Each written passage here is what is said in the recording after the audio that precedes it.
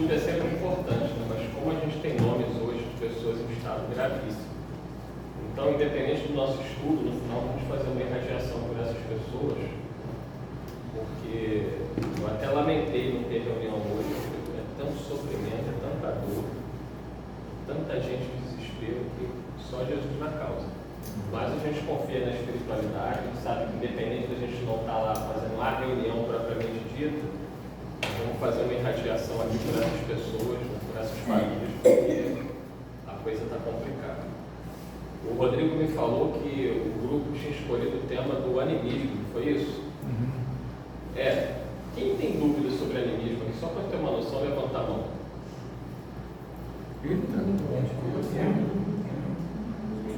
São poucos, não é? Eu não sei. Exatamente. Mas esse é um tema importante porque muita gente coloca em dúvida a questão das reuniões mediúnicas por causa do animismo. Então vamos fazer a nossa prece inicial. O Eric sempre chega inspirado, graças a Deus, ele vai fazer a prece.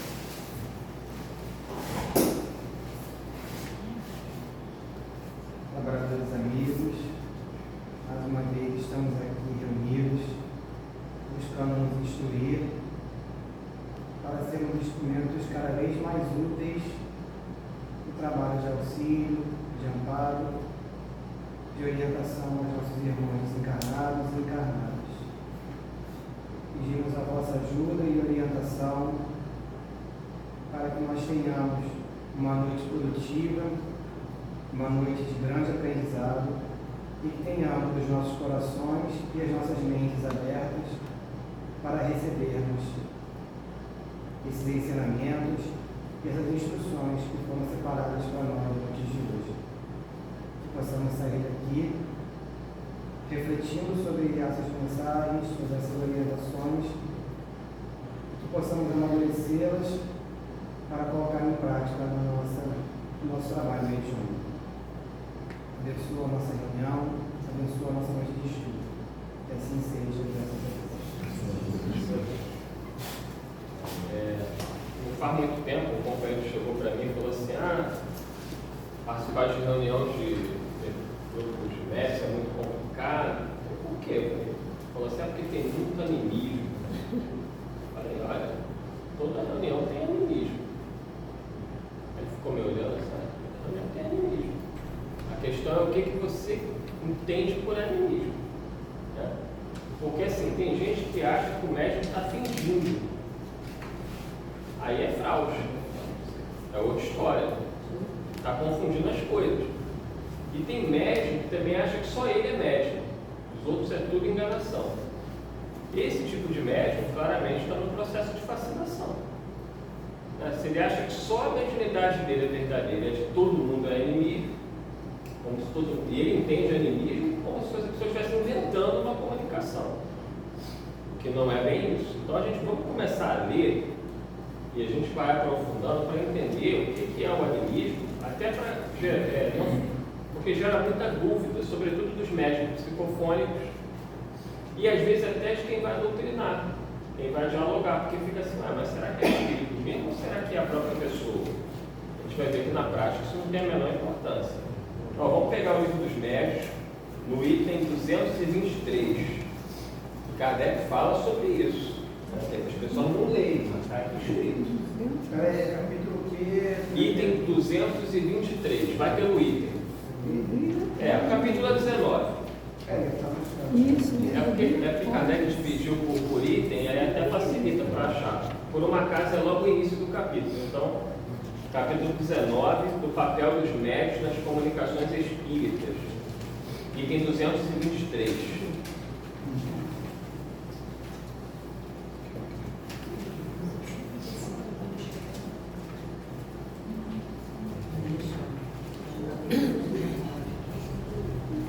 Pode ser essa dúvida aqui, não?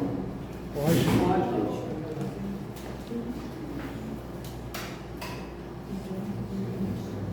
Irmã Eliana, lê pra gente?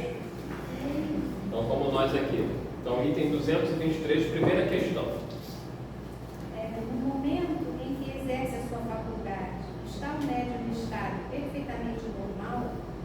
Está, às vezes, num estado mais ou menos acentuado de crise.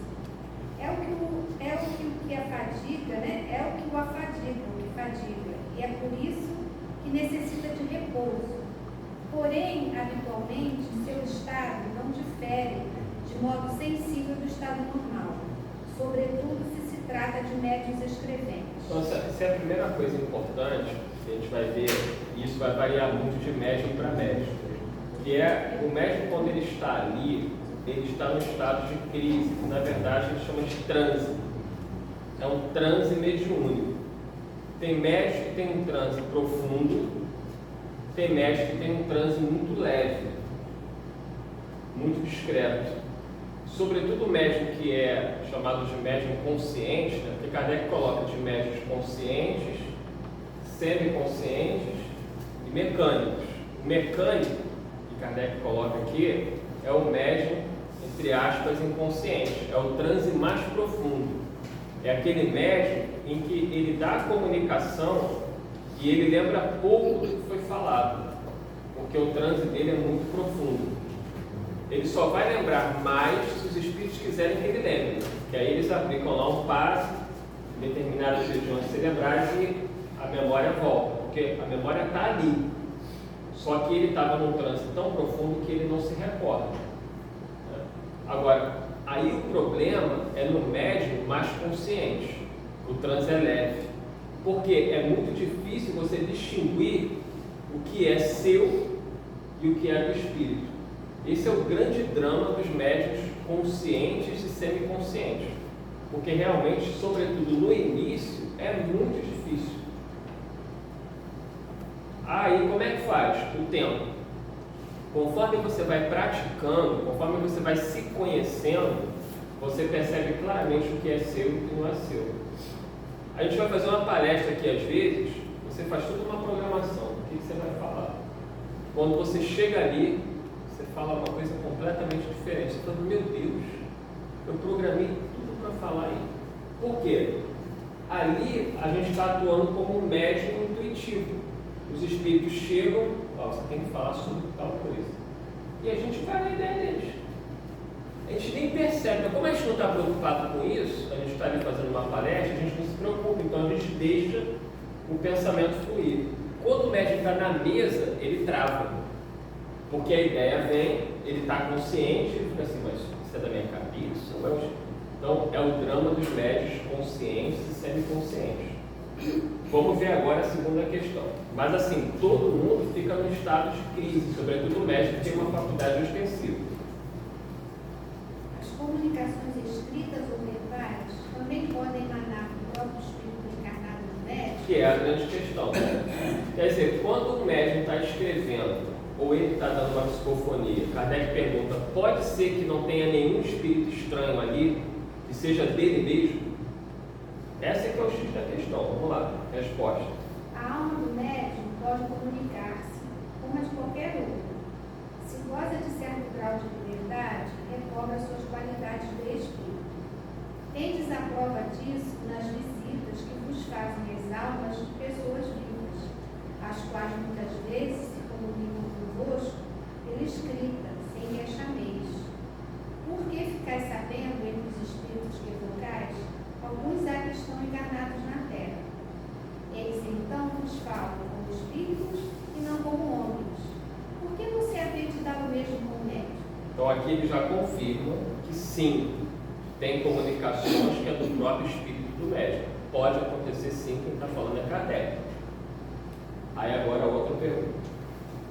Não parece que essa explicação confirma a opinião dos que entendem que todas as comunicações provêm do espírito do médium e não de espírito estranho? Aí entra aquela questão, a gente acaba generalizando, quer dizer, então se o espírito do próprio médium pode se comunicar, então toda a comunicação é do espírito do médium, não tem espírito estranho nenhum.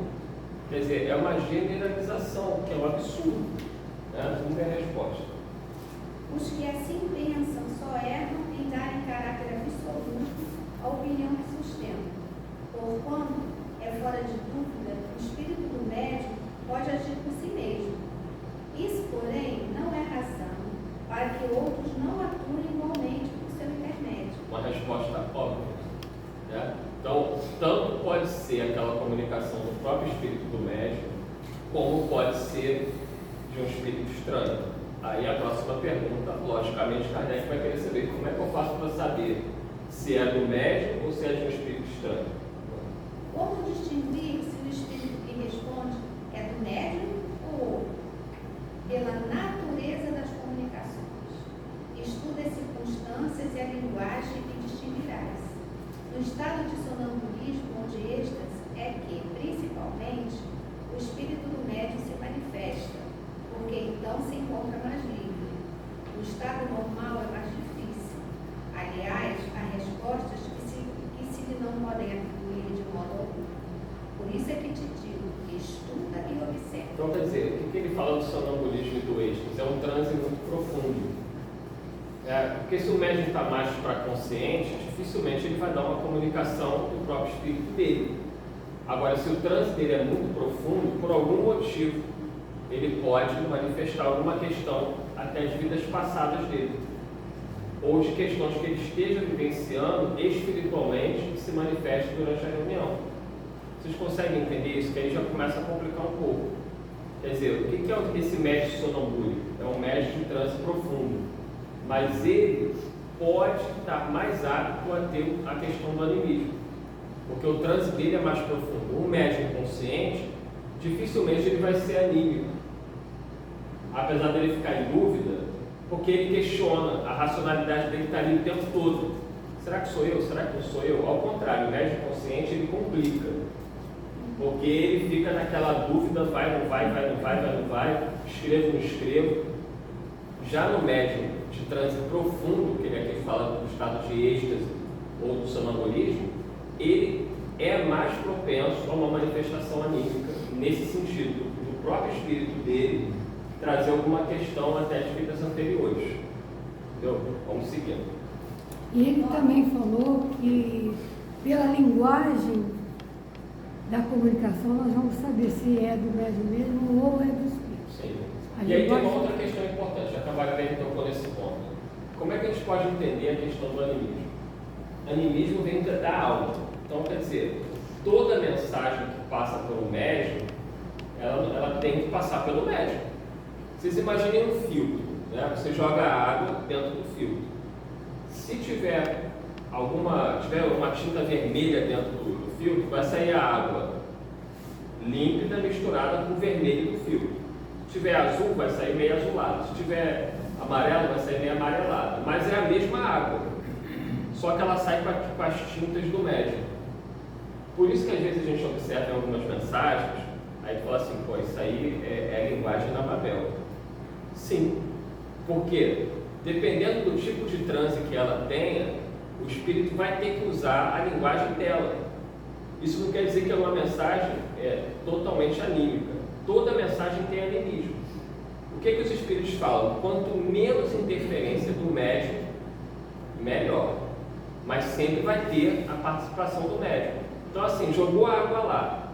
Quanto mais límpida ela sair, igual ela entrou no filtro, é sinal que o médium conseguiu, né, filtrar bem aquela mensagem. Quanto mais tinta sair, é sinal que o médium está interferindo mais do que deveria na mensagem. Isso é culpa do médium? Não, isso é treinamento. O médium precisa de tempo, porque tem coisas que o médium mistura a ideia dele com a ideia do espírito, sobretudo quando a ideia do espírito é antagônica. O Eric, por exemplo, é um dos médicos que eu sei que é verdadeiro. O Eric já cansou de dar mensagem do mentor falando um monte de coisa errada que ele faz. Eu falei, não, esse é o mentor mesmo, não é o Eric. Não é verdade? Eu chegava para ele e falava assim, Eric, olha, o mentor veio e te entregou direitinho. Assim. Por quê? Se ele fosse com muito anímico, ele ia travar. Né? Ele pode estar tendo qualquer conduta equivocada. O mentor vai falar por ele traz a mensagem como ela tem que ser. Tem médium que não, tem médium que interfere. Então, por exemplo, o espírito chega e fala assim, fumar não é bom, faz mal à saúde. Só que eu sou médium e eu fumo. Aí na hora de mandar a mensagem eu vou escrever assim, fumar não é bom, mas um pouquinho não faz mal a ninguém. Eu vou botar alguma coisa ali, porque eu estou incomodado com aquilo ali. Então muitas vezes o médium interfere, ainda que inconscientemente, por quê? Porque a mensagem está incomodando ele. Não é que ele faça propositalmente, mas é uma interferência psíquica. O próprio Chico Xavier falava, quando questionavam alguma mensagem dele, ele falava assim, deve ter sido algum erro meu na filtragem. Olha a humildade. E era o Chico, né? Ele falou, não, deve ter sido... O Emmanuel uma vez falou, foi questionada uma mensagem está no livro Consolador, eu acho, a febre submeteu ao Emmanuel, e o Emmanuel falou, foi erro de filtragem do médico, corrigiu a mensagem. Quer dizer, o Chico, se o Chico às vezes falhava na filtragem, imagina a gente. Então assim, o problema é o nível de cobrança. A gente vai ver depois o André Luiz falando que as pessoas estão criminalizando o animismo. É como se fosse um crime. O médico, esse médico não é anime, pronto, você já exclui a pessoa, não serve mais para nada. Mas tem médico, você vê claramente que a linguagem dele, como a Marlene falou, é uma linguagem própria, não é essa linguagem, é da Vânia. Mas o fato da linguagem ser da Vânia não quer dizer que ali não tem um espírito se comunicando, é porque ela não tem um trânsito tão profundo, o espírito passa para a mente dela a ideia e ela tem que, com a maneira dela de falar, transmitir. Mas é uma característica da mediunidade dela. Estou citando você, mas vale para todos nós, né? Então, assim, isso porque isso aí é a Aninha fala assim, a Aninha tem esse jeito de falar, então não é o espírito. E eu queria fazer uma colocação também, que às vezes eu estou vendo, porque a comunicação do espírito é sempre na terceira pessoa. E o médium, ele passa a comunicação na primeira pessoa. Porque ele tem que interpretar. Então, ali ele está interpretando. Na primeira pessoa.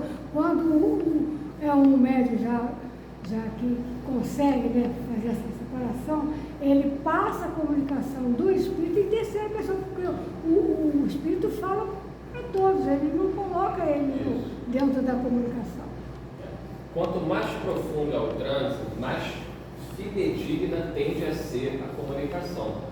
Só que são poucos os médicos que têm um trânsito profundo. É que o Kardec chama de sonambúlico, o André Luiz vai falar. A maioria são semimecânicos, isso é, eles são semiconscientes. O espírito traz a mensagem, ele tem consciência, não total, mas ele sabe que aquilo não vem dele. Mas ele fica naquela dúvida. O médico consciente não, esse é mais difícil ainda, só com o tempo que ele ganha confiança. Vamos seguindo aí. Nota, quando uma pessoa nos fala, distinguimos facilmente o que vem dela daquilo que ela é apenas o ego. O mesmo se verifica com os médios. Desde que o espírito do médium acudiu em existências anteriores, adquiriu conhecimentos que esqueceu debaixo do envoltório corporal, mas de que se lembra como espírito, não poderá ele aurir nas profundezas do seu próprio eu as ideias que parecem fora do alcance da sua instrução? Isso acontece frequentemente no estado de crise sonambúlica ou estática. Porém, ainda uma vez repito, há circunstâncias que não permitem dúvida. Estuda longamente e medita. Continua, vamos lá.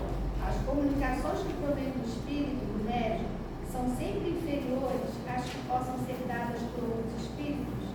Sempre não. Pois um espírito que não o médium pode ser de ordem inferior a destes, e então falar menos sensatamente.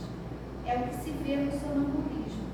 Aí, as mais das vezes, quem se manifesta é o espírito do sonâmbulo, o qual não raro diz coisas muito boas. Quer dizer, você vê o Chico Xavier, nessa encarnação, ele não tinha instrução.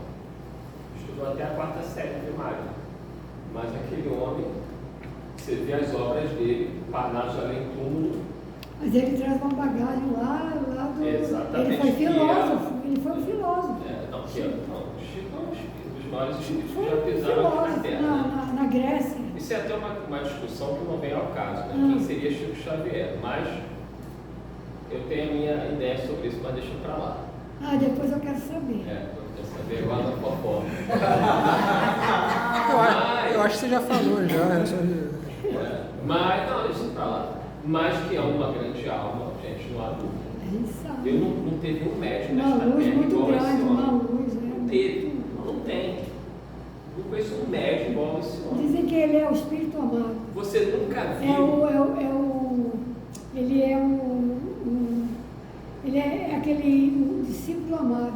chamado, dizem.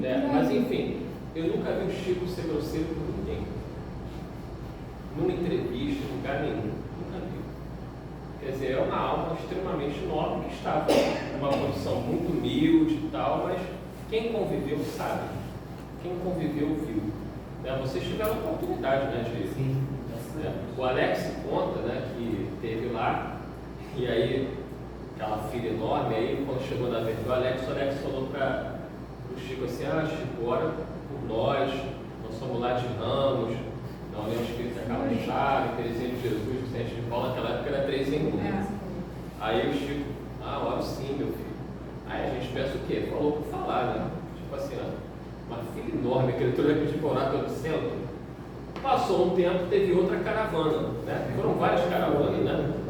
Aí o Alex entrou na fila, o Chico olhava para ele, dava um sorrisinho, atendia as pessoas. Quando chegou na vez dele, o Chico falou assim: e aí, meu filho, como é que está o pessoal de Ramos? Gente, como é que aquele homem ia lembrar? Milhares de pessoas que ele atendia. A mediunidade do Chico era algo espantoso.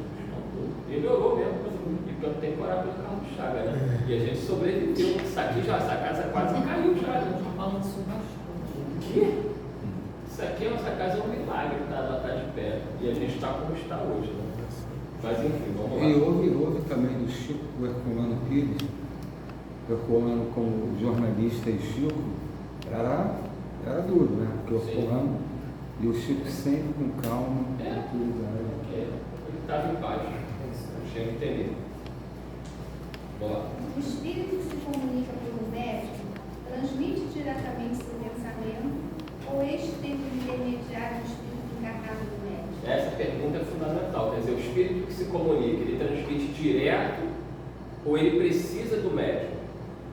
Vamos lá. O espírito do médium é o intérprete, porque está ligado ao corpo, serve para falar e por ser necessário uma cadeia de voz.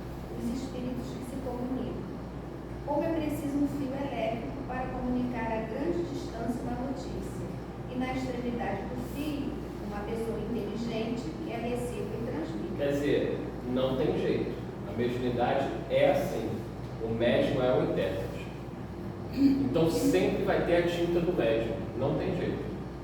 Você falou no início que animismo é coisa, fraude é outra, né? Fraude é você saber que está colocando alguma coisa. Fingir claramente. E animismo é inerente a você. Então, assim, não existe animismo sem mediunidade, mas existe mediunidade sem animismo? Então, toda comunicação mediúnica tem um animismo. Toda. Então não existe mediunidade sem animismo? Não existe. Por quê? O médium, é o que ele fala aqui, o médium é o intérprete. Então o doutor Bezerra quer dar uma mensagem, só tem a mula do Eduardo para falar. Vai ter que ser a mula do Eduardo. Só que ele não vai conseguir transmitir diretamente. Ele vai precisar passar pela mula e eu vou ter que interpretar o doutor Bezerra e passar o que for possível. Então a mensagem não vai ser totalmente fidedigna. Mas para o que ele precisar, eu vou falar. Eu vou dar a minha interpretação, ele vai me jogar a mensagem e eu vou falar. A não ser que eu fosse um médium num transe extremamente profundo, ele me tomasse completamente para ele poder conseguir, e mesmo assim eu vou atrapalhar. Mas ele pode conseguir dependendo do meu nível de transe. Mas eu sempre vou, o médium é o intérprete. Aí agora a próxima questão tem Eu acho que no nosso caso de trabalho com uso de exceção, é importante que tenha esse animismo. Esse é um mecanismo de trava, de filtro, de discernimento, de filtro, exatamente. Senão, Imagina, exatamente, o cara bater o espírito tá com raiva da Marlene, quer bater na Marlene. Eu vou lá e agrego ela. Ou o vocabulário, que usar o vocabulário chulo. E aí eu falo por experiência própria, porque várias vezes eu tive que controlar inúmeros palavrões, impropérios. Uma vez que você estava dando uma comunicação, né? Pelo amor de Deus. Um daqueles casos graves, né?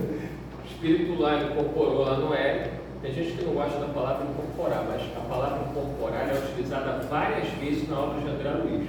Manda rasgar os livros, então. A gente tem que entender que incorporar não é tomar o corpo. É uma forma de falar. Por quê? Porque ele está usando o corpo. E Kardec, na Gênesis, fala que o espírito entra no corpo, na possessão. Está lá escrito. escrito. Tem gente que briga, mas está escrito. Manda, vai questionar Kardec.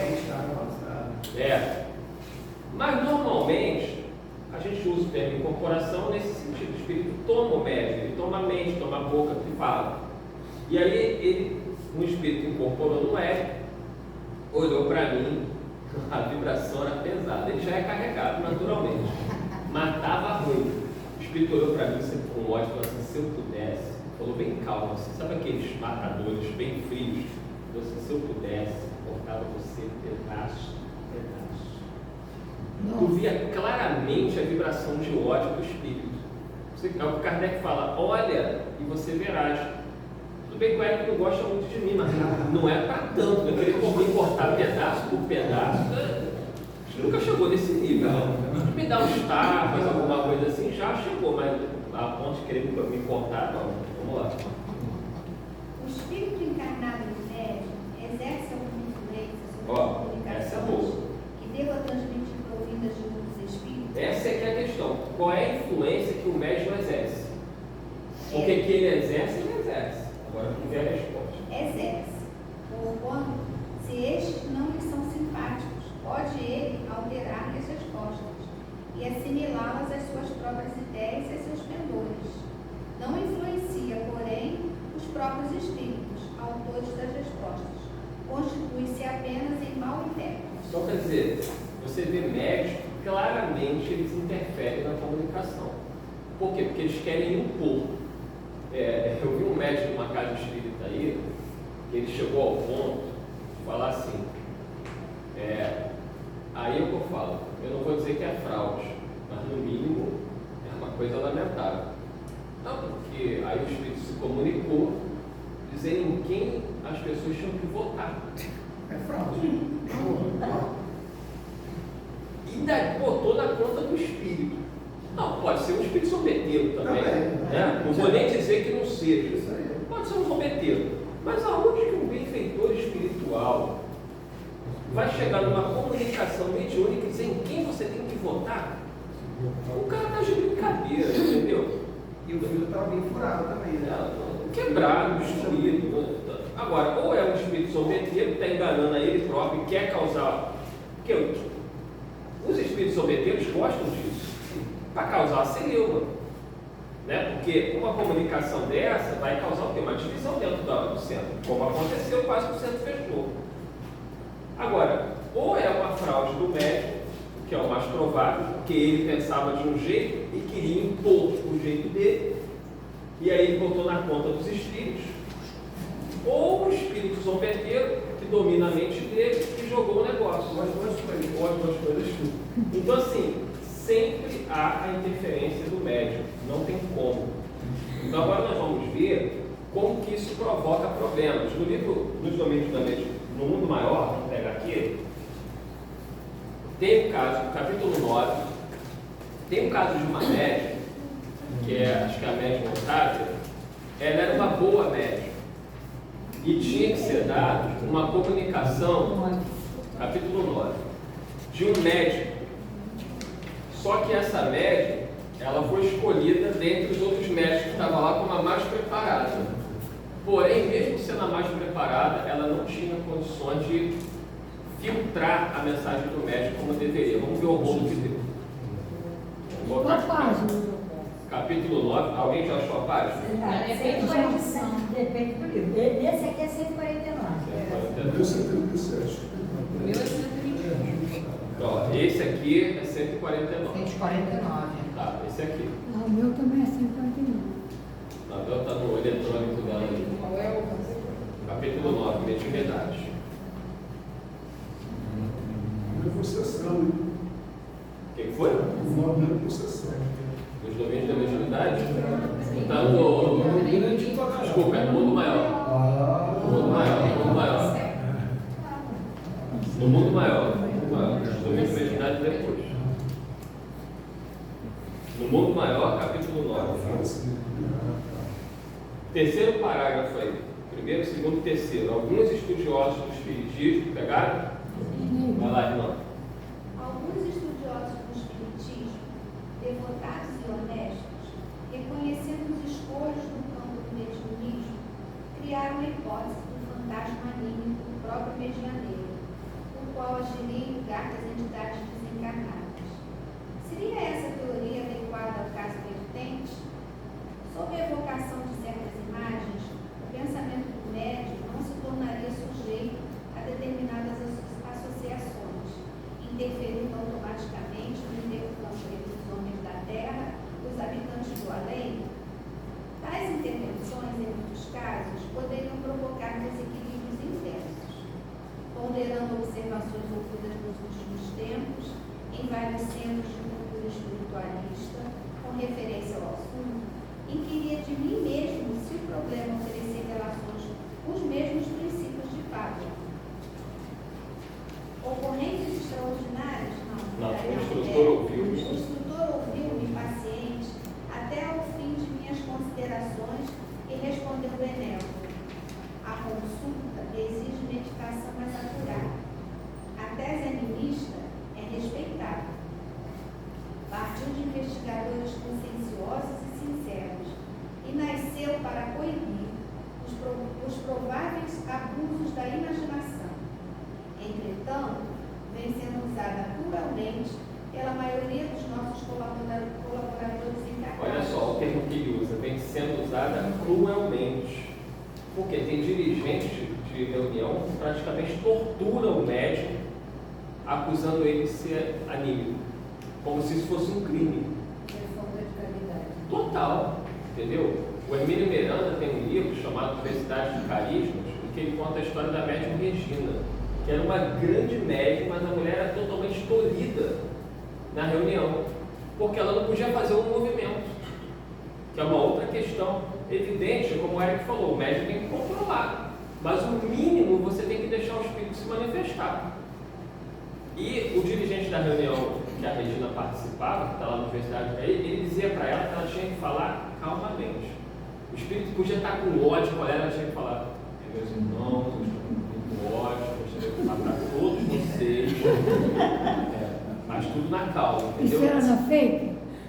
Não, isso é o livro Diversidade dos Carismas, Hermínio Miranda. Ah, tá, esse eu só tenho esse livro. E aí, às vezes o espírito quer gesticular, a maneira dele se, né, tá gesticulando ali, tu não vai deixar o espírito virar a mesa, às vezes o espírito acaba dando um soquinho ali, um negócio, mas o médico segura um pouco, ele não vai dar um porradão na mesa, mas ela não podia, ela era como se ela fosse uma médium robô.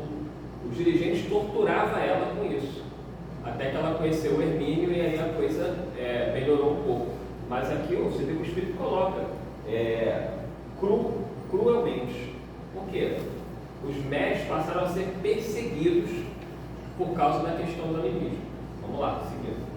Pela maioria dos nossos colaboradores encarnados que fazem dela um órgão inquisitorial. Órgão inquisitorial. Quer dizer, tu fica olhando, não, a Marlene é anímica, pronto, ela não serve mais para nada.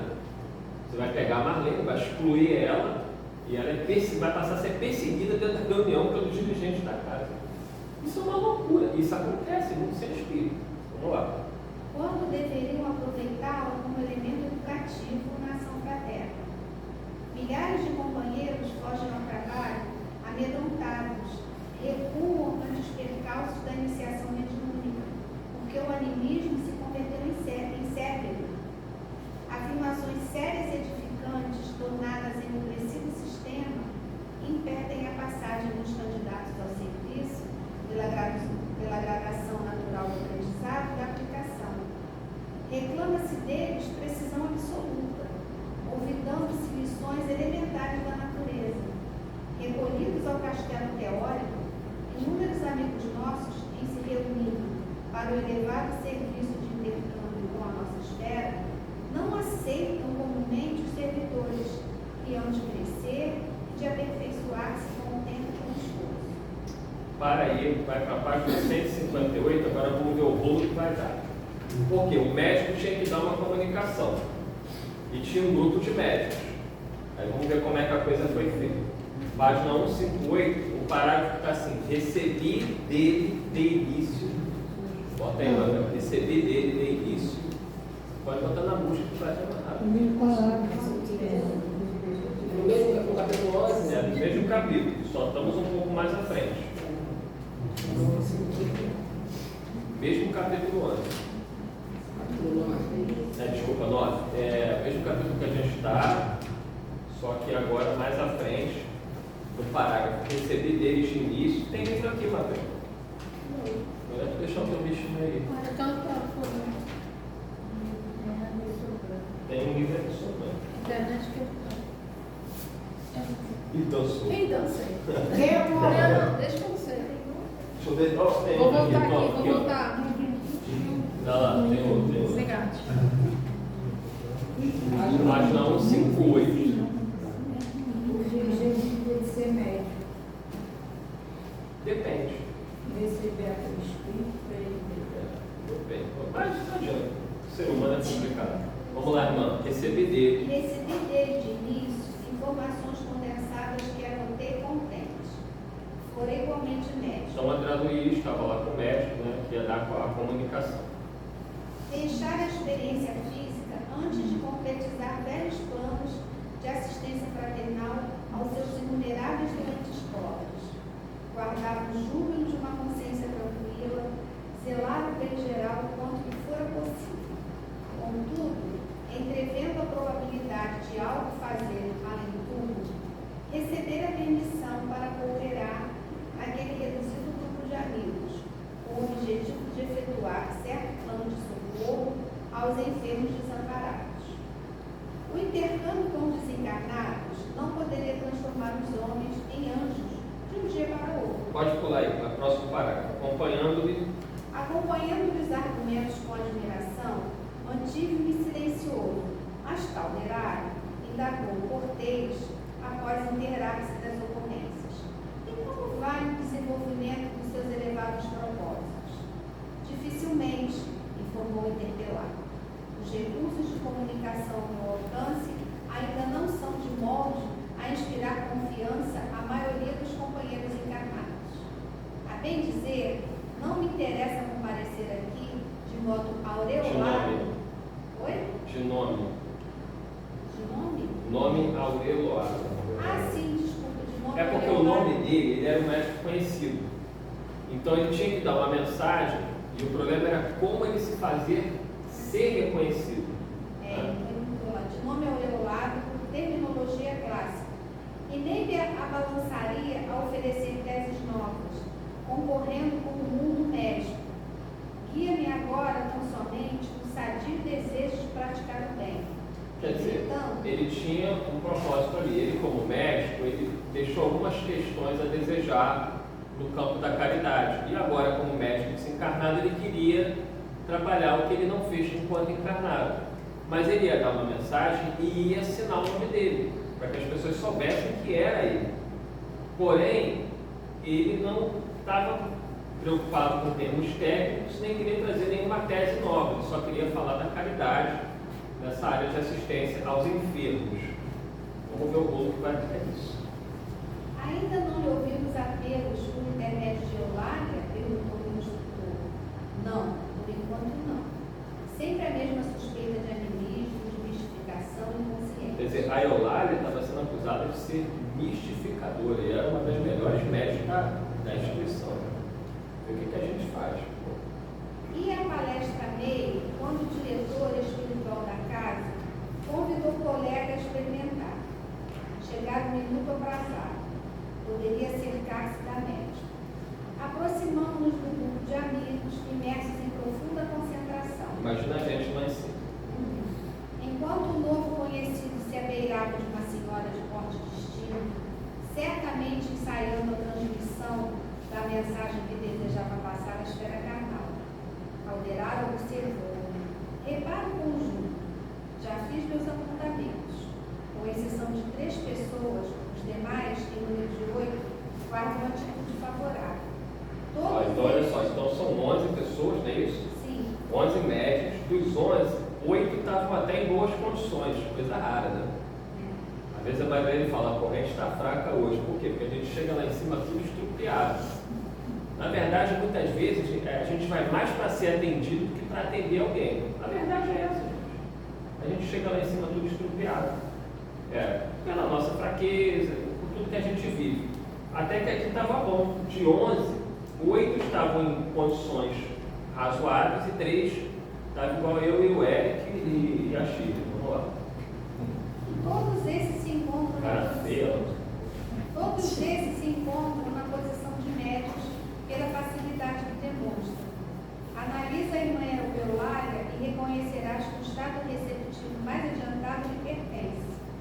Dos 8 cooperadores prováveis, é a que mais se aproxima do tipo necessário. Está vendo? Eles precisam escolher qual médium que está em melhores condições, por vários motivos, sobretudo em termos de transe mediúnico, porque a Eulália é a que tinha o melhor tipo de transe, porque não é chegar no primeiro médium e sair falando. Tem que haver uma sintonia fluídica entre o espírito comunicante e o médium. Por que às vezes vocês se sentem mal ao longo da semana todinha? Ou sobretudo no dia da comunicação, no dia da reunião, ou um dia antes? Quantas vezes vocês chegaram aqui e estavam com uma dor de cabeça, é o espírito que chega aqui e morreu com um tiro na cabeça. Estou com uma dor no peito, não sei o quê, o espírito morreu de infarto. Porque os espíritos que estão cuidando da reunião, eles já vão aproximando do médium ao longo da semana os comunicantes que eles já sabem quais serão. Então, esse espírito aqui é melhor pela Andréia, pelas características da mediunidade dela, é melhor que seja por ela. Então, eles já vão aproximando dela, sem prejudicá-la, mas ela já vai captando alguma coisa ao longo da semana. E quando chega no dia da reunião, é mais forte ainda. Então, eles escolhem um médium que vai ser mais adequado para aquele tipo de comunicante, porque tem que ter a tal da sintonia fluídica. Mas, Eduardo, isso aí serve para todos que trabalham. Porque às vezes você no dia ou anteriormente você já está se sentindo mal. Todos. Mesmo sendo dialogador, todos, para todos. É claro que quem sente mais é o psicofone. Sim, mas às vezes eu me sinto mal, uma coisa que eu sinto que aquilo eu estou me sentindo mal no dia. Até mesmo indo na academia, não é? Até porque existe muito assédio também no dia da reunião para evitar que o médico compareça à reunião. Porque eles tentam criar todo tipo de embaraço para a gente não estar na reunião. Vamos lá. No entanto, o nosso amigo médico não encontra em sua organização psicofísica elementos afins perfeitos. Nossa colaboradora... Olha só, olha essa frase que ela leu. No entanto, o nosso amigo médico não encontra em sua organização psicofísica elementos assim, afins perfeitos. Por quê? A Eulália, dos 8 que estavam em condições, era melhor para aquela comunicação, mas mesmo ela não era a ideal. E ele vai explicar depois por quê. Porque ela ia conseguir pegar a mensagem, mas ela não ia conseguir passar os elementos de identificação. Ele vai explicar por que depois. Nossa colaboradora não se liga a ele através de todos os seus centros perispirituais. Não é capaz de levar-se à mesma frequência de vibração em que se acha comunicante. Não possui suficiente espaço interior para comunicar-lhe as ideias e conhecimentos. Não lhe absorve o entusiasmo total pela ciência, por ainda não trazer de outras existências nem haver construído, na experiência atual, as necessárias técnicas evolucionárias, que só o trabalho sentido e vivido lhe pode conferir. Eulália manifesta, contudo, um grande poder da boa vontade criadora, sem o qual é impossível o início da ascensão às zonas mais altas da vida. É a porta mais importante pela qual se entenderá com o médico desencarnado. Quer dizer, moralmente ela estava bem, mas na parte que ele precisava, que era encontrar na mente dela os conteúdos para ele transmitir a mensagem, ela não tinha. Ela era boa, mas em termos de conhecimento intelectual, tanto desta atual encarnação como Eulália, como das encarnações anteriores, ela não tinha nenhum conhecimento científico. Ela ainda ia ter que galgar isso em outras encarnações. Então, ele ia ter muita dificuldade. É mais ou menos como o médico chegar para mim e falar assim: Eduardo, olha, eu vou te explicar aqui o negócio, depois tu explica para o grupo. E ele começava a me falar em termos técnicos, eu não entendi bolhufas. Quando eu fosse passar para vocês, eu ia tentar passar do meu jeito. Eu não ia conseguir lembrar o que eu não sei o que ele quer dizer, a válvula não sei da onde, que passa pelo bulbo, que o sangue vai... não ia entender bolhufas. Eu ia tentar passar para vocês o básico do básico do básico que eu entendi. Era o problema dele com a Eulália. Vamos lá. Este é seu turno para realizar o novo desejo que o anima, vê-se compelido em face das circunstâncias a pôr de lado a nomenclatura oficial, a técnica científica, o patrimônio de palavras que lhe é peculiar. Estou lembrando da Chile, uma vez estava dando uma comunicação, aí a Chile fez assim: o que tu está falando mesmo? Eu não entendo isso não. Porque o Espírito estava falando com ela e ela não estava conseguindo interpretar o que ele queria dizer. Aí ela no meio no meio da comunicação, ela parou e falou: mas eu não estou entendendo o que você está falando não. Por quê? Porque ele estava falando alguma coisa, palavras que ela não conhecia. Aí ela pensou: ué, como é que eu vou passar um negócio desse se eu não sei o que ele está falando? Acontece. É o caso da Eulália aqui. As definições novas, a ficha de memória que lhe coroa a memória dos círculos dos conhecidos e dos clientes. Poderá identificar-se com a Eulália para a mensagem precisa, usando também a seu turno uma boa vontade. E adotando essa forma de comunicação, valer-se-á, acima de tudo, da comunhão mental, reduzindo ao mínimo a influência sobre os centros neuropsíquicos. É que, em matéria de mediunismo, há tipos idênticos de faculdades, mas enorme desigualdade nos graus de capacidade receptiva, os quais variam infinitamente como as pessoas. Pula aí, vai lá para o 1, 2, vai para o outro, terceiro parágrafo. Nesse instante, indicou-me o colega que, de pé, junto de Eulália, antigamente iluminada e vibrante, num admirável esforço por derruir a natural muralha entre a nossa esfera e o campo de matéria densa. Anota as particularidades do serviço, disse Calderaro, com significativa inflexão de voz. Todos os companheiros em posição receptiva estão absorvendo a emissão mental do comunicante, cada qual a seu modo. Repara calmamente. Está vendo? Ele fazia a irradiação do que ele queria falar, os 8 médios captavam, mas cada um captava a sua maneira. A Eulália que conseguia captar melhor, apesar da dificuldade dela. Circulei a mesa e vi que os raios de força positiva do mensageiro efetivamente incidiam em 8 pessoas. Reconheci que o tema central do desejo formulado por nosso amigo, no tocante ao projeto de assistência aos enfermos, alcançava o cérebro dos que se conservavam em atitude passiva. Na tela animada de concentração de energias mentais, cada irmão recebia um influxo sugestivo, que de logo lhes provocava a livre associação dos psicanalistas. Fixei as particularidades com atenção.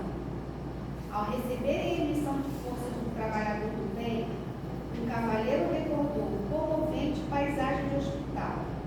Outro rememorou o exemplo de uma enfermeira bondosa que com ele trabalha relações. Outro aplicou pensamentos de simpatia para com os doentes desamparados. 2 senhoras se lembraram da caridosa missão de Vicente de Paulo. A uma velhinha acudiu a ideia de visitar algumas pessoas acamadas que lhe eram queridas. Um jovem reportou-se em silêncio a notáveis páginas que lera sobre piedade fraternal para com todos os semelhantes afastados pelo filho. Quer dizer, os 8 captaram alguma coisa da ideia que ele queria passar, cada um a sua forma. Agora tinha eu, o Eric e a Chico que estavam lá. Vamos ver. Examinei também as 3 pessoas que se mantinham impermeáveis ao serviço benemérito daquela hora. 2 delas contristavam-se por haver perdido uma sessão cinematográfica. E a outra, uma senhora na idade provérbica, retinha a mente a lembrança das ocupações domésticas, que supunham imperiosas e inadiáveis, mesmo ali, num círculo de oração, onde devera beneficiar-se com a paz. Então, quer dizer, quando a gente entra ali, a gente tem que tentar, o máximo que pudesse, desligar das coisas de fora. Então, 2 criaturas estavam preocupadas porque não foram no cinema e perderam o filme, e a outra pessoa estava lá preocupada com afazeres domésticos. Então, não conseguia sintonia.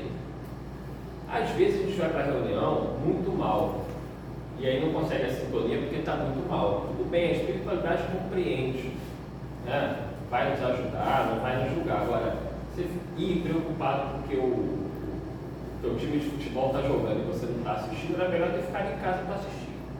Porque não adiantou nada vir. Né? Então, assim, você acaba não aproveitando e atrapalhando. E dá trabalho a espiritualidade, Ainda dá trabalho. vai ter que isolar aquele ser ali. Vamos lá. Somente Eulália recebia o apelo do comunicante com mais nitidez. Sentia-se ao seu lado, envolvia-se em seus pensamentos, possuía-se não só de receptividade, mas também de boa disposição para servir.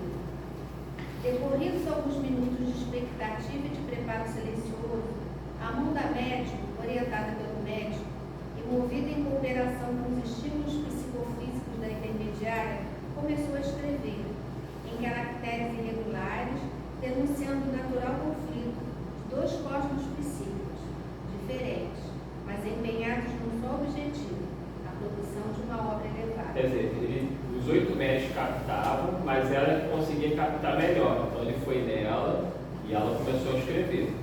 Vamos ver agora o resultado.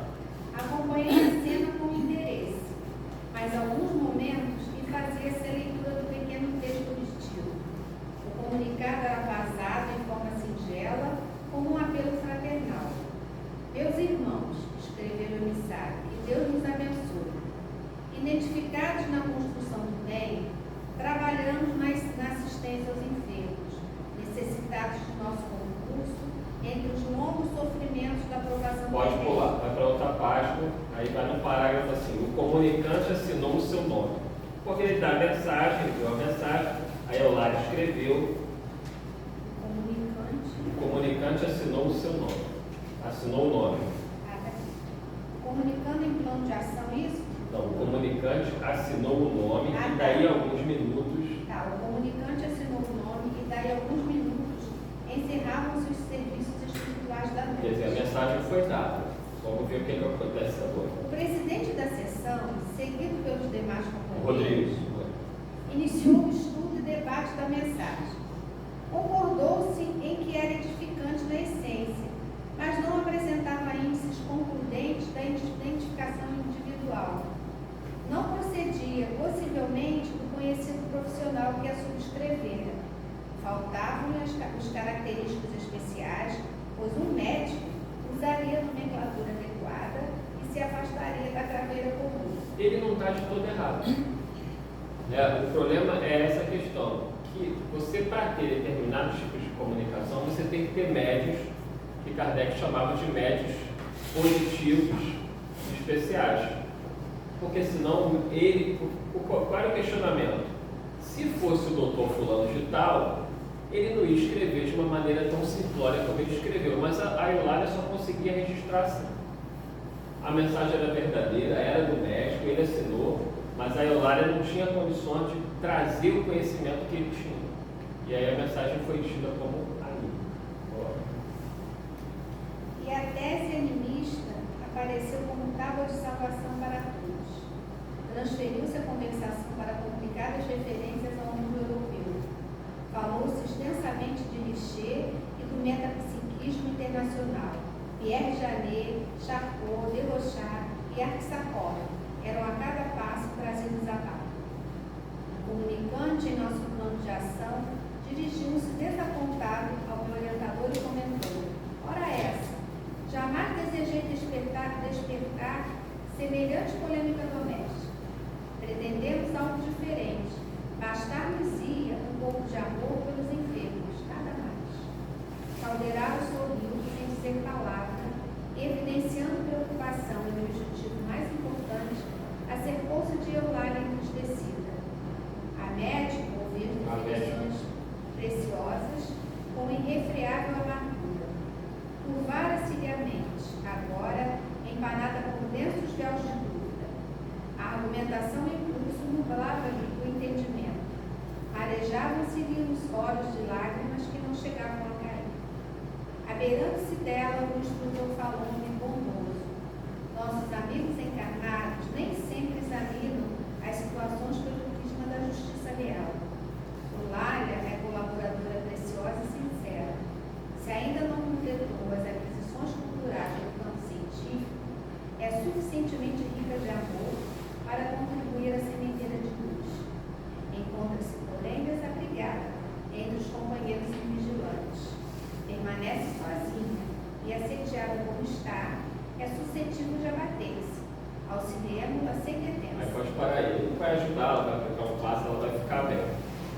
vê o quanto que é importante a reunião de avaliação.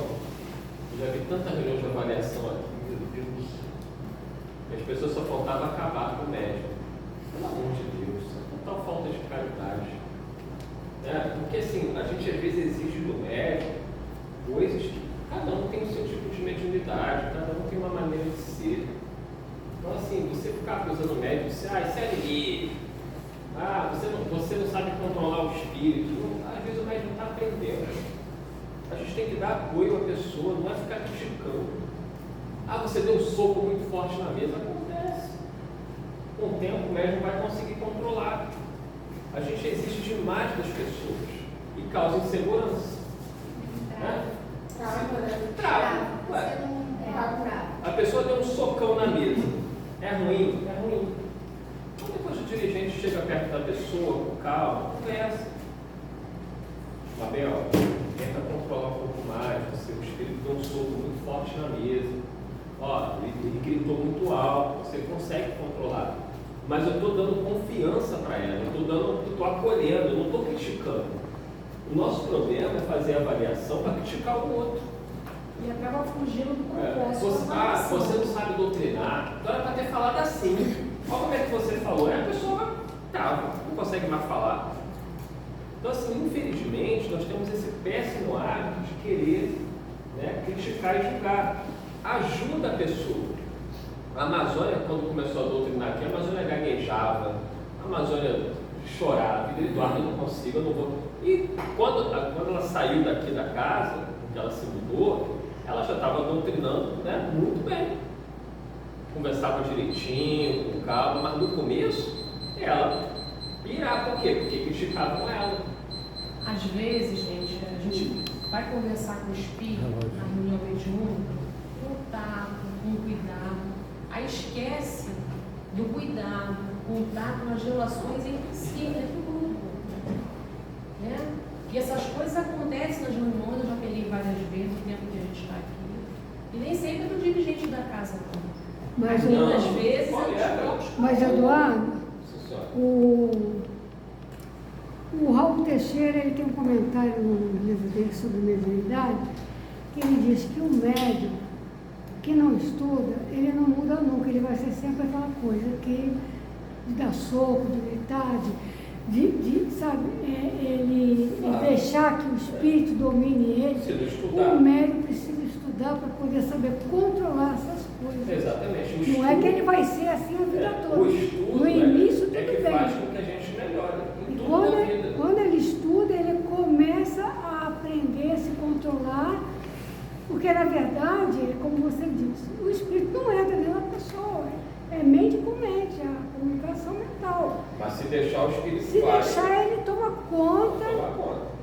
Uma vez o espírito não pegou uma caneta e ia furar a mão de outro médico que estava do lado dele. Então, mas o médium iniciante, sobretudo, a gente tem que ter um entendimento, cuidado. Isso. Mas mesmo o médium já experiente, se ele não estiver num bom dia, pode ser que ele não controle bem. Mas fulano já está aqui há 20 anos e o espírito só faltou derrubar a mesa porque o médium naquele dia ele teve dificuldade de controlar. Naquele dia ele teve um aborrecimento, ele não estava bem, e aí o espírito meio que tomou conta. Estava descontrolado. Às vezes tem a característica do próprio médico, por exemplo, a Lourdes, eu ficava apavorado quando eu ia doutrinar o espírito pela Lourdes, porque a Lourdes é muito brava, né? A Lourdes é brava por natureza. É difícil, E os espíritos que vinham por ela eram tão bravos quanto ela. Juntava a braveza dela com a do espírito, para você conversar não era fácil, não. E a Lourdes tem um trânsito muito profundo, então era uma comunicação pesada. Eu já ia dizer, Senhor Jesus, misericórdia. Não era fácil, entendeu? Porque se você junta o temperamento do médium com o do espírito, então para a Lourdes era um desafio segurar. Porque já era o temperamento dela. Então o espírito, ele crescia. Mas como ela era uma médium dedicada, estudiosa, ela conseguia dar uma maneirada, mas era pesado, Era pesado, não era fácil não. Vamos agora ver um caso. Eu acho que no caso da Eulália, voltando aí que a gente estava estudando, eu acho que é importante a gente ter foco que a mensagem chegou. A mensagem chegou. O essencial foi transmitido. e por conta da forma não ter correspondido, a mensagem se perdeu. Ela foi desvalorizada, ela foi...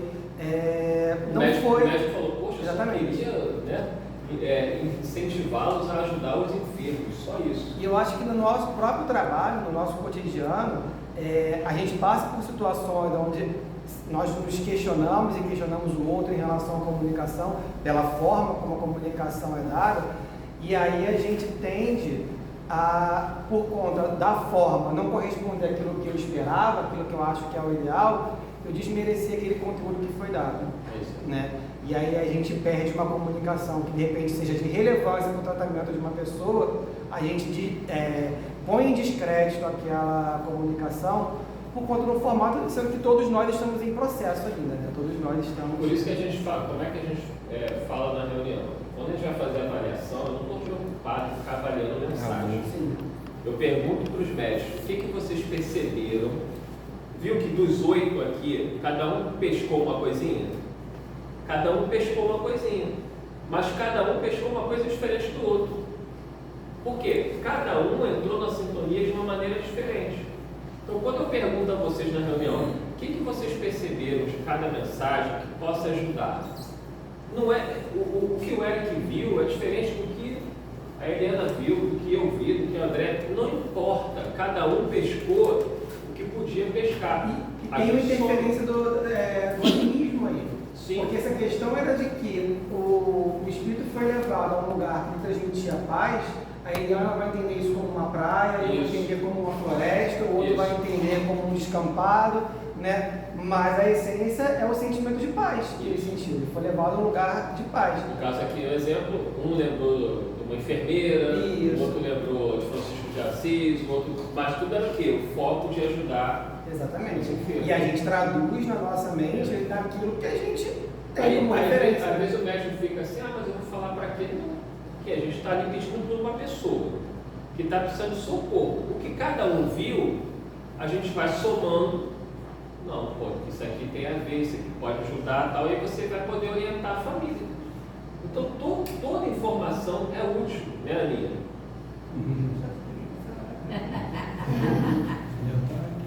Porque toda informação é útil. Às vezes a pessoa não fala o que viu. Nem o que sentiu. Isso que eu vi não tem nada a ver. Tem. Mas ela viu um negócio que era amarelo, ele viu que era verde. Não interessa, cada um pegou uma nuance da cor, mas isso é o que menos importa. O que importa, como o Eric falou, qual é o conteúdo do que você viu, o que você sentiu. Por isso que eu, pelo menos, eu não faço mais avaliação de ficar avaliando se antigamente a gente fazia isso, era horroroso. Eu começava com o pior obsessor, feliz, mas quando acabava a reunião e começava a avaliação, eu falava, agora começou o inferno, porque era um avaliando o outro. Não, porque o Eric, essa comunicação do Eric, o Eric cuspiu, porque o Eric peitou na mesa, o Eric não sei o quê. Era assim? Pô, não, era pior, entendeu? Era pior, e aí era troca de ofensa. Aí uma vez eu fui falar, até falei com a Luz, uma vez, eu falei, poxa, não está dando certo. Ela, mas você está aqui, tem que ouvir. Eu falei, não é assim, não é assim. Discutia muito isso com a Luz, você nem tudo se fala, porque você vai inibir a pessoa, você vai acabar com a pessoa. E até umas vezes o que for necessário A Amazônia só me chorando várias vezes. é o dirigente em particular com ele. É claro. Não é histórico. Você faz você vai dialogar. Você imagina, está todos nós aqui. Aí o Rodrigo vai dialogar com o espírito, no final a gente faz uma avaliação. Rodrigo, você falou tudo errado. Pô, você perdeu completamente. Não era para ter falado isso. Aí o médium, é mesmo, Rodrigo. O espírito ficou irritado com você. Você não fala coisa com coisa. Como é que o Rodrigo vai sair daqui? Todo mundo olhando. Mas o Rodrigo tem que ter maturidade. Pelo amor de Deus, ninguém gosta de ficar exposto. Alguém aqui gosta de ficar sendo exposto? Eu não gosto. Chega para mim, eu dirigi a reunião, dirigi pessimamente. Estava mal, enfim. Chega perto de mim e fala, o que eu fiz hoje? Tu não estava bem, fez um monte de besteira. Mas é um amigo conversando com um amigo e não me expondo perante o grupo todo. Essa é a minha visão. Tem dirigente que acha que não, tem que falar mesmo, não sei o quê. que é diferente do que Kardec falava. Você avaliar uma mensagem não tem problema nenhum. Até o que foi feito aqui, eu entendo os dirigentes. Eles estavam avaliando a mensagem. Eles falaram, olha, se fosse o médico, ele não ia usar essa linguagem. Tem um ponto de equilíbrio aí. Só que eles não pensaram na Eulália. Ficaram presos a questões de ordem científica. Mas não tem problema avaliar uma mensagem. E o médico não tem que ter melindre, porque por isso a gente está estudando aqui. A mensagem pode ter sido anímica? Pode. Qual é o problema? Do mesmo jeito que a gente fala com um espírito estranho, por que não falar com o espírito do médico que está em sofrimento? O meu espírito é tão digno quanto o outro espírito está se comunicando. Então, é por aí. Vamos para o capítulo 20, livro 22. Dos domínios da mediunidade. Para pegar agora um caso clássico de animismo. 22. O que tem? Tem. Qual capítulo? 22. Dois partidos da Lagoa.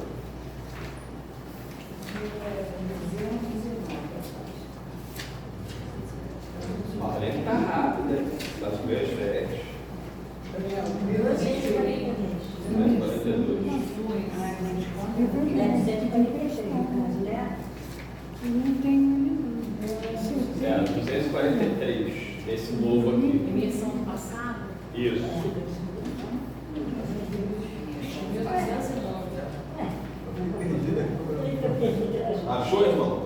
Achou. Vamos lá. Vamos lá. Eleição do passado. Em companhia do assistente. Como é que tem gente perdida ali? Está chegando. Mas você tá vendo, Suzana, tu tá no mundo maior, é no outro livro. No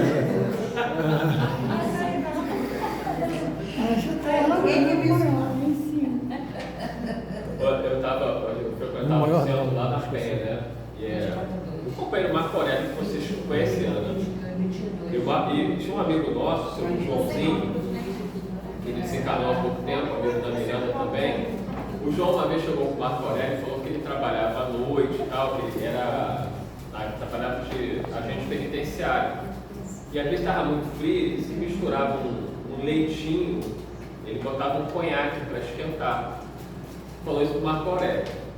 Aí Marco Aurélio não esquecia disso. Aí uma vez a gente falou, ele falou, ó, livro tal, página tal. Aí o seu João estava assim, ó. E o seu João procurando, já não estava enxergando direito. Mas Marco Aurélio, não estou achando. Aí ele olhou assim, mas seu João, de cabeça para baixo vai ficar difícil. Esse leitinho que o senhor tomou, acho que o senhor exagerou do conhaque. Exagerou do conhaque, irmão. Vamos lá.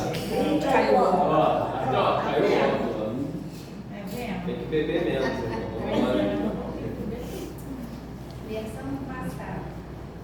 Em companhia do assistente, tornamos a segunda reunião semanal do grupo presidida pelo irmão Raul Silva, a cuja organização nosso orientador não regateava simpatia e confiança. O conjunto de trabalhadores não se alterara na constituição que lhe era característica. A pequena fila dos excessos, todavia, apresentava modificações. Duas senhoras, seguidas pelos respectivos esposos, e um cavalheiro de fisionomia fatigada, integravam a equipe dos que receberiam assistência. Esse PC, fisionomia fatigada. Os médios da casa desempenharam caridosa tarefa, emprestando suas possibilidades para a melhoria de várias entidades transviadas na sombra e no sofrimento, com a colaboração eficiente de Dona Celina, à frente do serviço. Solucionados diversos problemas alusivos ao programa da noite, eis que uma das senhoras, enfermas, cai em pranto convulsivo, exclamou: "Quem me socorre? Quem me socorre?" E, comprimindo o peito com as mãos, acrescentava em tom comovedor: "Covarde, por que apunhalar assim uma indefesa mulher? Serei totalmente culpada, meu sangue condenará seu nome infeliz." Raul, com a serenidade habitual, abeirou-se dela e consolou-a com carinho. "Irmã, perdão é o remédio que nos recompõe a alma doente. Não admita que o desespero lhe subjugue as energias. Guardar ofensas é conservar a sombra.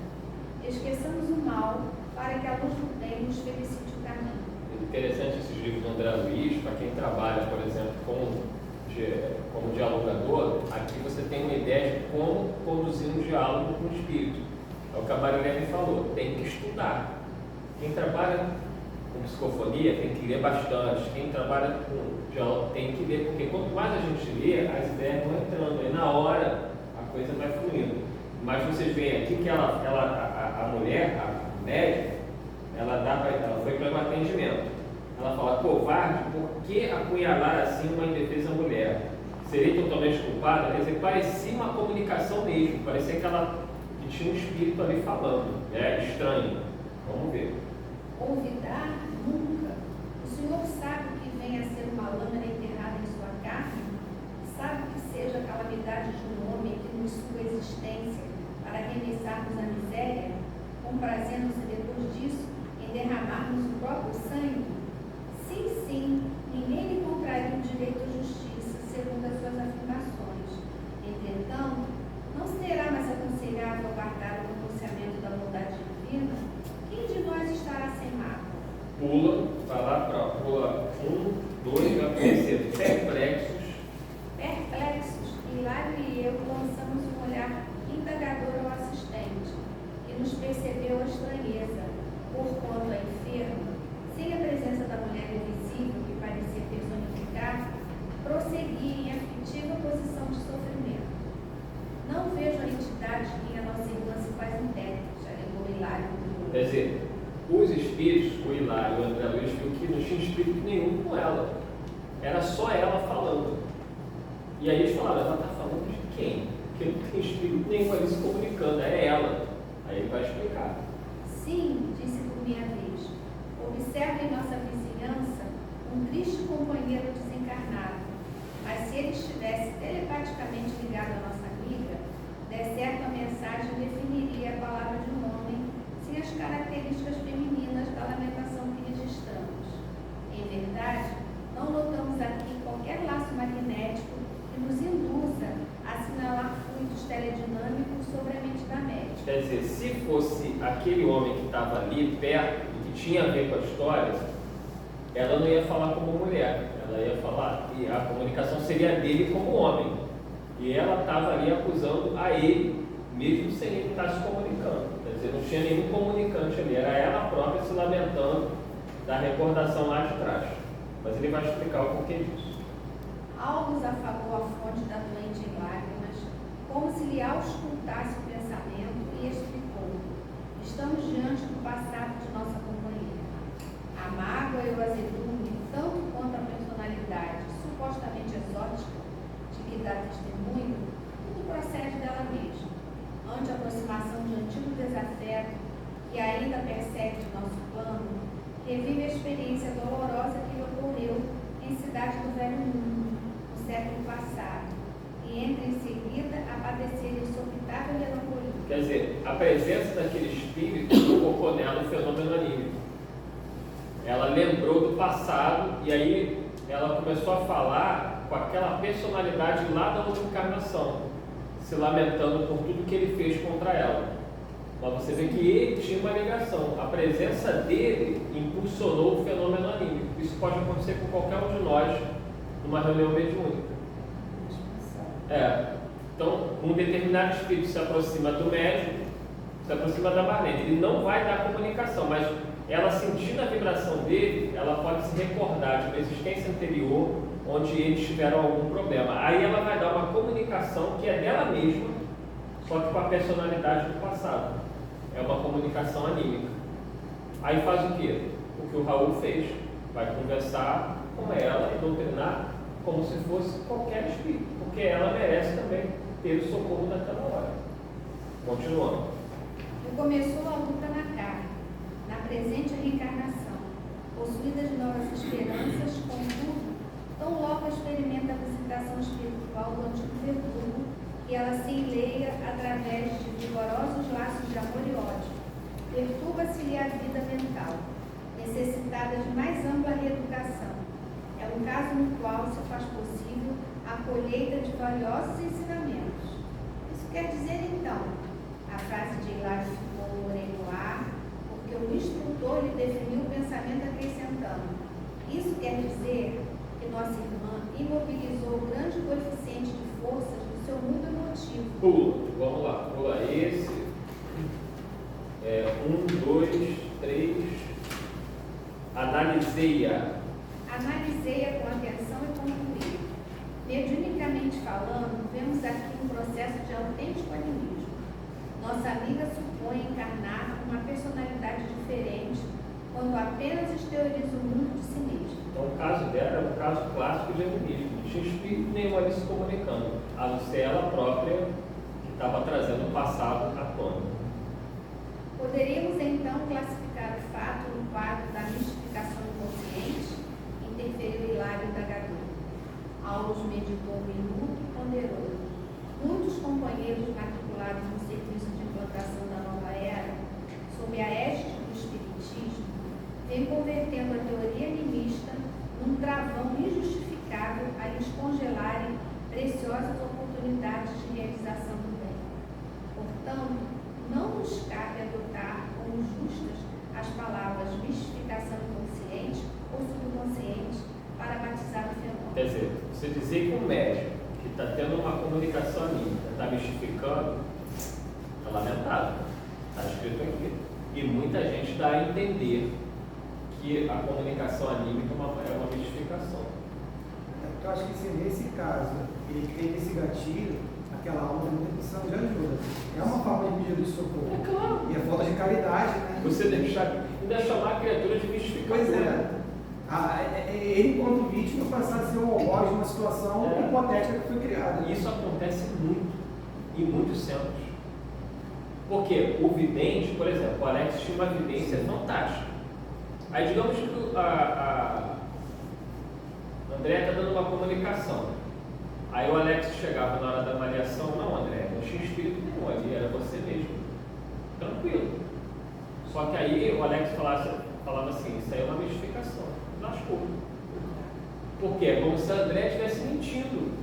E aí todo mundo vai falar, André, não tinha espírito nenhum ali não, era você mesmo. E tirando a ideia da mistificação, é uma coisa legal. Você saber que aquela sua comunicação foi anímica, que é uma realidade que você traz consigo para se trabalhar, talvez pode te ajudar a trabalhar muitas situações da sua vida. Nunca. E aí, por exemplo, às vezes o médico está obsidiado, como acontece com qualquer um de nós. Então tu está sofrendo um assédio espiritual terrível. Aí tu vem para a comunicação, na hora da reunião mediúnica, que você, ao invés de você, entre aspas, incorporar o obsessor, você começa a inconscientemente manifestar a sua dor por aquela perseguição. Aí o vidente fala, mas não tem espírito nenhum ali. Mas não vai atender? A pessoa está sofrendo um assédio espiritual, está ali num transe mediúnico, trazendo toda a sua dor por aquela perseguição, e o doutrinador vai ficar preocupado se a pessoa se tem espírito ou se não tem. Porque tem doutrinador que tem evidência. A Sônia, por exemplo, ela vê. Então, digamos que a Sônia esteja doutrinando, ela vai ver que não tem ninguém ali de estranho, só está o médico. Ela tem que doutrinar do mesmo jeito. Porque o médico está sofrendo e está externando o sofrimento através da comunicação. E ele está sendo tratado. Exatamente. Aí chega na hora da avaliação, mas eu estava doutrinando. A Cláudia não tinha espírito nenhum. Era a própria Cláudia. Aí quem não tem estudo vai dizer o quê? Que a Cláudia estava mistificando, estava enganando. Como é que ela vai sair daqui? Porque as pessoas confundem os termos. Confundem. Entendeu? E aí, mas a ideia que passa é que o médico está mistificando. Ou está obsidiado. Obsidiado todos nós somos. Quem aqui não sofre de assédio espiritual? Fale só. Mas hoje eu estava vendo uma palestra. Então, até o palestrante falou que tinha um médium da casa que recebia um espírito que era do tempo de Napoleão. Então, ele toda vez era a mesma coisa. Então, eles disseram que era ministro. Aí fizeram ele sair da casa. Olha, o movimento espírita, gente, é formado em sua grande maioria por loucos. Não por acaso a maioria vai para as trevas. Então eu estudo coisas do arco da velha. Que eu prefiro assim, é melhor ouvir do que ser surdo. Então eu largo para lá e vivo minha vida, entendeu? Eu não dou nem mais importância. Cada um vai responder por si. Então, Deus abençoe. Na realidade, a manifestação decorre dos próprios sentimentos de nossa amiga, arrojados ao pretérito, de onde recolhe as impressões deprimentes de que se vê possuída, externando-as no meio que se encontra. E a pobrecinha efetua isso quase na posição de perfeita sonâmbula, porquanto se concentra totalmente nas recordações que já assinalamos, como se reunisse todas as energias da memória numa simples ferida, ou inteira despreocupação das responsabilidades que a reencarnação atual lhe confere. Achamos-nos, por esse motivo, perante uma doente mental, requisitando-lhes o maior carinho para que se recupere. Para sanar a inquietação, todavia, não nos bastam diagnósticos complicados com meras definições técnicas no campo verbalista, se não houver o calor da assistência amiga. Olha agora que importante que foi o que o Eric falou. O que ele vai dizer? Nosso orientador fez ligeira pausa, acariciando a enferma, e enquanto Raul Silva continuava a doutriná-la e a consolá-la, notificou-nos como... Quer dizer, o Raul Silva continuou a doutrinação. Normalmente. Você não tem que se preocupar se é o espírito do médico, se é o espírito estranho, se não vem... A pessoa está aqui sofrendo na sua frente. Leve uma palavra de conforto. É só isso. Mais nada. Vamos lá. Deve ser tratada com a mesma atenção que ministramos aos sofredores que se comunicam. É também um espírito mortal, solicitando-nos concurso e entendimento, para que se lhe restabeleça a harmonia. A ideia de mistificação, talvez, nos impelisse a desrespeitosa atitude diante do seu padecimento moral. Por isso, nessas circunstâncias, é preciso armar o coração de amor, a fim de que possamos auxiliar e compreender.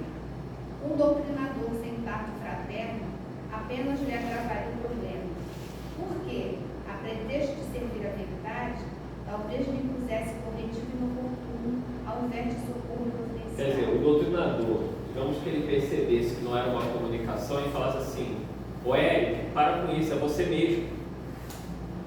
Para, Eric, volta, não sei o quê. Ao invés dele dar uma palavra de conforto, ele vai ficar julgando a pessoa que está dando a comunicação. Porque às vezes o doutrinador percebe que não tem comunicante nenhum ali, fica chamando a atenção do médico, porque assim, ó, meu amigo, pô, tanto espírito querendo se comunicar, tu vai ficar aqui falando? Isso acontece.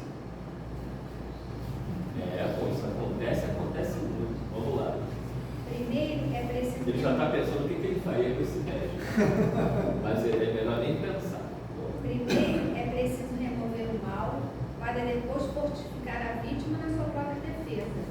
Felizmente, o nosso Raul assimila as correntes espirituais que prevalecem aqui, tornando-se o enfermeiro ideal para as situações dessa ordem. Hilário, tanto quanto eu, edificados com os ensinamentos ouvidos, perguntou respeitoso: e podemos considerá-la médium, mesmo assim? Pergunta interessante, né? Porque se ela estava no processo anímico, afinal, ela é médium ou ela não é médium? Como não? Um vaso defeituoso pode ser consertado e restituído ao serviço. Naturalmente, agora, a paciência e a caridade necessitam agir para salvá-la. Nossa irmã deve ser ouvida na posição que se revela, como sendo em tudo a desventurada mulher de outro tempo e recebida por nós nessa base, para que use o remédio moral que lhe estendemos, desligando sem fim do passado. O assunto não comporta desmentido, porque indiscutivelmente essa mulher existe ainda nela mesma. A personalidade antiga não foi tão fixada pela matéria densa como seria de desejar. Ela renasceu pela carne, sem renovar-se em espírito. Pode parar aí. Bem, então nós vimos aí Kardec explicando o livro dos médios. Nós vimos um caso que parecia animismo, mas não era animismo, era uma comunicação autêntica. O médico queria se comunicar, mas não deu. No livro Missionários da Luz tinha outro caso, eu sabia que não ia dar tempo, que era da médium Otávia, porque o médico desencarnou e ele ia dar uma comunicação. Só que a médium que estava mais apta a receber a comunicação era a Otávia. E aí o grupo não acreditou na mensagem, por quê? Porque a Otávia conhecia o médium.